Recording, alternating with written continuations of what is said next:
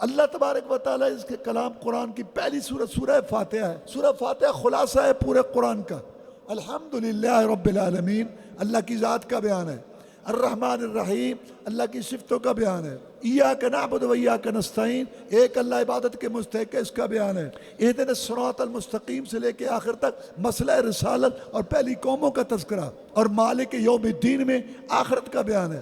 مالک تو وہ یہاں بھی ہے، لیکن یہاں لوگ دنیا کی محبت کی چربی جب ان کے دماغوں پہ چڑھتی ہے، آنکھوں میں پردے آتے ہیں، اور یہ ہار سنگار اور سجی سجائی مارکیٹیں، بازار، سونے چاندی کی جو لشکاریں اور گھر بچے اور مال دولت دیکھتے ہیں تو دماغ خراب ہو جاتا ہے۔ اور میں اور تو کیا سمجھتا اپنے آپ کو؟ تو مجھے جانتا نہیں، میں ٹیں ٹیں ہوتی ہے۔